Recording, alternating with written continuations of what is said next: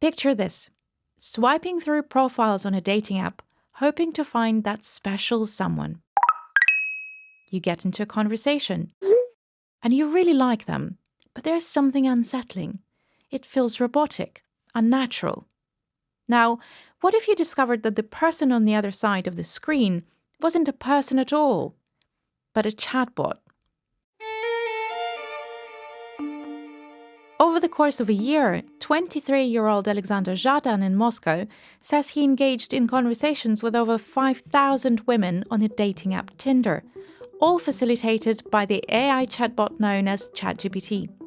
After months of chatting, he found himself falling for one particular match. Here's how he described it in a post in Russian on X.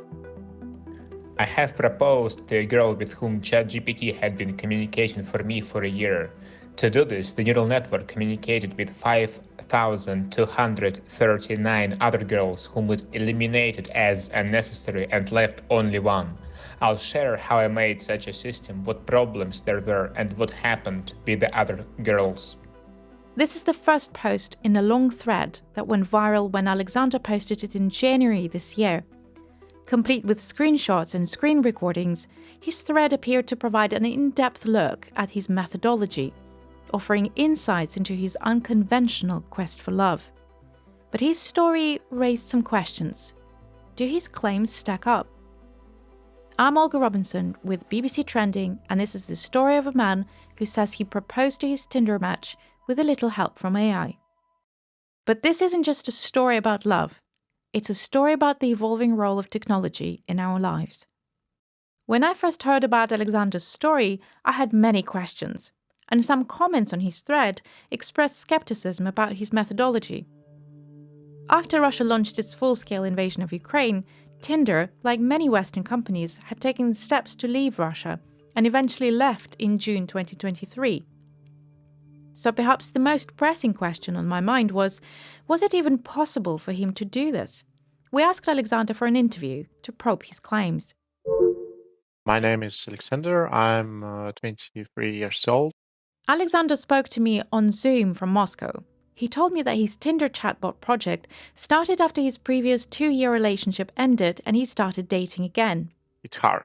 It's like a second job because I must swipe profiles, started messaging, and sometimes I was ghosted or I realized that it's not the right person.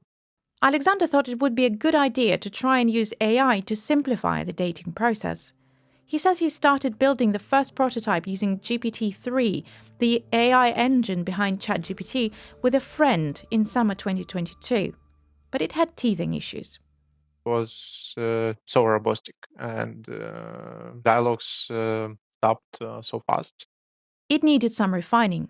So when GPT 3.5 came out, Alexander said he saw the opportunity to improve it. He claims to have automated swiping based on specific criteria outlined in his thread. These included filtering out profiles that had fewer than 2 photos, indicated religious beliefs, or mentioned zodiac signs. He also said he incorporated some of his past Tinder conversations, allowing the chatbot to more accurately respond to questions about him. But like the prototype, this version had its hiccups.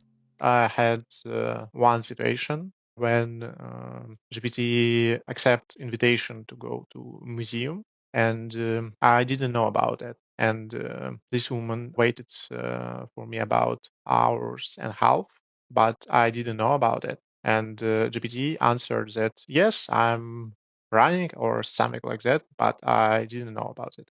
Alexander said he then integrated his calendar and added a feature that at times let him review messages before they were sent. He says these tweaks led to a noticeable increase in successful matches. I stopped at one, and it was Karina. This was back in December 2022. Karina is now his fiancée. But Alexander says he didn't just rely on ChatGPT for the initial messages.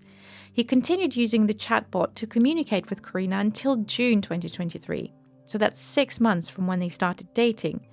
He told me he used a VPN and proxy service to access Tinder after the company had left Russia. When did you tell her that she was conversing with a chatbot for quite a while? I revealed it, I would say, part of all moments in November 2023. It's almost after a year of starting to communicate with her.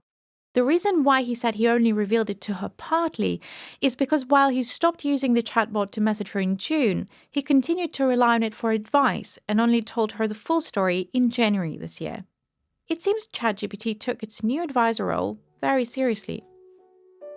I got summarization for months where GPT provides me an advice that I could make a proposal for Karina.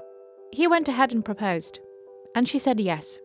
I was curious to hear how Karina herself felt when she found out that Alexander had been using AI to talk to her, so I reached out.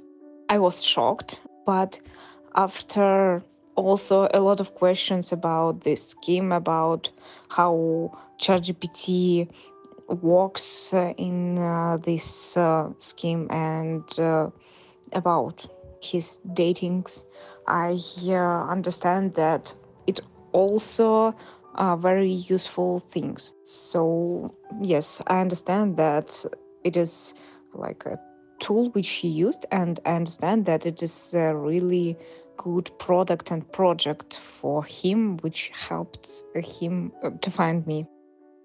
Karina also said that after learning the truth, she realized that some of the messages she had received in the past sounded less human and were much longer compared to Alexander's more recent texts. While Alexander appeared to have found his partner for life, I couldn't help but wonder, did he have any reservations about deceiving the women who interacted with the chatbot unknowingly? It's an important question, and for that moment, I did it only because of time and not only my time. And I realized that if I can search right woman with algorithm and save my time, it also save a woman's time. Alexander's threat sparked curiosity, but also drew criticism from users across the internet.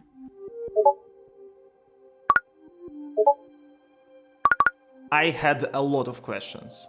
It's not ethical because you didn't ask the permission. Are women ready to chat with a chatbot? So I think the answer would be no. Some raised doubts about his background, his match rate, his code. Some questioned the authenticity of his story altogether. So I reached out to one of those critics to understand his perspective. My first reaction, so it was fake. I am Alex Elaine. I live in Cyprus. I was born in Russia. I emigrated as soon as war started. I am a software developer and write in Python for an AI startup. I write backend code and integrate trained AI models into the product. I found Alex Eline's profile on X while investigating the online debate around Alexander's thread. He had posted his own detailed thread discussing Alexander's experiment and even interviewed him on his own podcast. Привет, это подкаст Трещим, где мы трещим про технологии. And well, he definitely had his doubts. Alex Eline's thread seemed to unveil several flaws in Alexander's approach, raising doubts about how a novice developer could create such a complex technical solution. He also questioned Alexander's motivations because he'd previously gone viral after saying he wrote his university graduation paper using ChatGPT.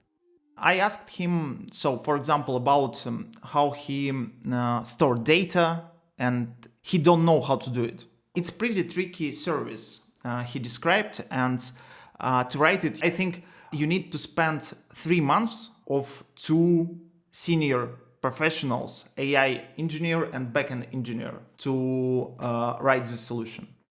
As you heard, Alexander's experiment was quite complex. Not only did he use ChatGPT to auto-swipe and message women, he claimed he used it to schedule dates and provide advice on various aspects of dating life. Alex Eline reckons that while Alexander's solution is technically possible, it would have required a lot of time and expert assistance, more than Alexander revealed in his thread. And the one thing that would allow everyone to check his story, sharing his code, Alexander refused to do. And how unusual is it for a person who's created a technical solution for something to refuse to share code? If you have a company, so your technical solution is your key advantage and you don't share it. But if you have a hype thread in Twitter and you have a lot of questions from AI community, from developers community, and it ruined your reputation, so you need to show something. And of course, in this case, you should open your code. I'm Olga Robinson, and this is Love and Deception in the Age of AI from BBC Trending. I asked Alex Iliyin what he thought about using AI in dating more generally. Why do you need AI? You don't need it. So my point of view, so it's useless to use AI in the dating services. Interesting. But you said also you have never used Tinder because you don't need it. You've been married for 10 years. Yes. Maybe Alexander was simply trying to solve a problem that Alex Iliyin never experienced himself around the amount of time it takes to find a good match. But were the details he shared about the selection process for his fiancée genuine, or were they embellished for the sake of a compelling narrative? I'm no tech expert, so I reached out to some of my colleagues who are programmers. We had a look at his thread, and with their help I soon realized that what seemed to be a comprehensive explanation of his methodology was rather superficial. The screenshots Alexander had provided only offered glimpses of basic code. He hadn't agreed to share it with Alex Iliyin, but perhaps he'd respond differently to a request from the BBC in order to verify his claims. Your thread doesn't really have a code. Why didn't you publish your code if you wanted to help people? I did it to just mention that how to use it, and I already understand with I would say my friends that how they use it, I would say against some ethical rules, and only because of that it must be improved to use as maybe as advisor, not like one night sleep or something like that. I asked him to share his code with me, and he told us that he's currently in the process of enhancing his project with a dating app company, which prevents him from sharing the code due to a non-disclosure agreement he signed with them. I can say that I think in autumn you can see it live. And there was another big gap in the story. When you're describing your experiment, you said quite a few times "we," although your thread largely talks about you being kind of the driving person. So who are these other people? Did you get help? These my friends and they, I guess, colleagues to just make it happen, and they are backend developers, and with them this project happened. And how many people are we talking about? Me and now it's 3 person. So now it was very clear that Alexander had a lot of help. And I was curious as to why he hadn't credited his colleagues. He told me that they were also using the technical solution, but due to ethical concerns, had asked him to remain anonymous. I also wondered if Alexander faced any repercussions from Tinder. He told me he did get banned a few times, but his colleagues managed to get round it. We asked Tinder to comment on this story, and they pointed us to the community guidelines. Tinder's terms of use prohibit the use of any automatic process to access or circumvent the navigational structure of its services. Alex Iliyin also told me that a small amount of code Alexander shared in his thread was copied from someone else. That someone is a software engineer known on YouTube as Tech Unicorn, Delia Lazarescu. Hello friends, in this video I'm going to show you how I use ChatGPT. I mean, it's pretty straightforward. It doesn't mean he copied it. Delia also automated her Tinder using ChatGPT and documented her experience in a YouTube video in 2023. Unlike Alexander, she shared the code she'd used. So I just thought it would be a fun experiment and would get people way more interested in pursuing tech or learning to code or trying it out themselves. Not necessarily with the intention of, automating their Tinder for real. But hey, if I help somebody find their fiance, then that's even better. I'm actually quite happy about that. Delia shared her approach with us. She was able to automate swiping through people on Tinder, message them pickup lines or different randomized messages, and hold a conversation with them. I think the biggest challenge is just making it seem natural, like sending messages that sounded like a real human. Because personally, if I was getting the types of messages I sent out to people, I would know right away that that was generated with AI. In fact, Deli explained that a lot of the messages ChatGPT sent on her behalf were either very weird or very cringy. For example, it would send messages confessing her love and expressing the recipient's importance in her life right from the start. Despite this, she says the men who received the messages didn't seem to mind and responded normally. I think men are either oblivious or choose to look past it. When I asked her what she made of Alexander's experiment, she thought that it sounded plausible. It's definitely possible to start the preliminary stages of dating using AI. Maybe I have an odd view about love, but I think if it's efficient and it works for you, then it definitely is possible that it worked for Alexander. Dele even mentioned that now that she's single, she might try automating another online dating app, Hinge. However, it's worth noting that Hinge, like Tinder, does not permit automating its services in its terms of use. I wanted to know whether this is the direction of travel for online dating. Are people increasingly turning to AI to help them find a partner? I reached out to Catherine Coduto, an assistant professor of media science at Boston University who studies online dating. I asked her what the advantages of using AI in dating might be. Increased efficiency, a sense of self-protection.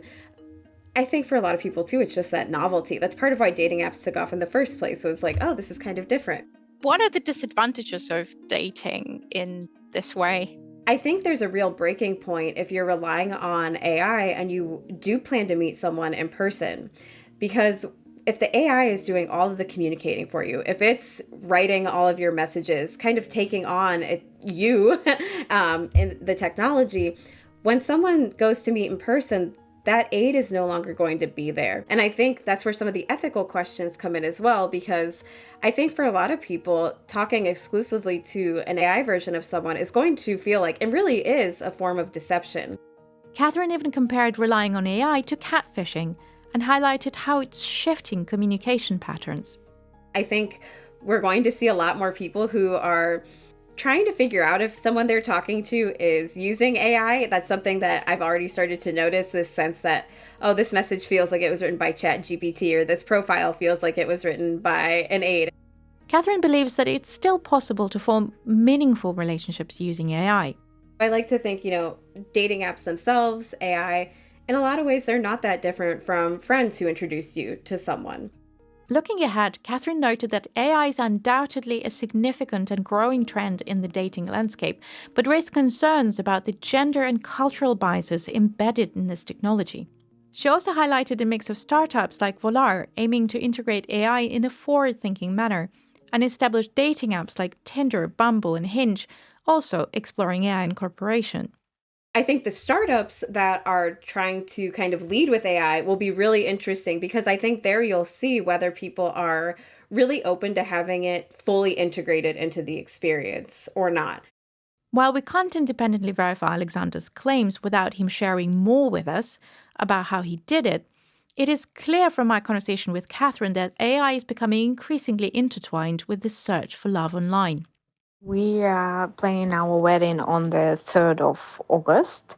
So, firstly, we had the official part, then we had brunch with our relatives, and in the evening we had a wedding party with friends.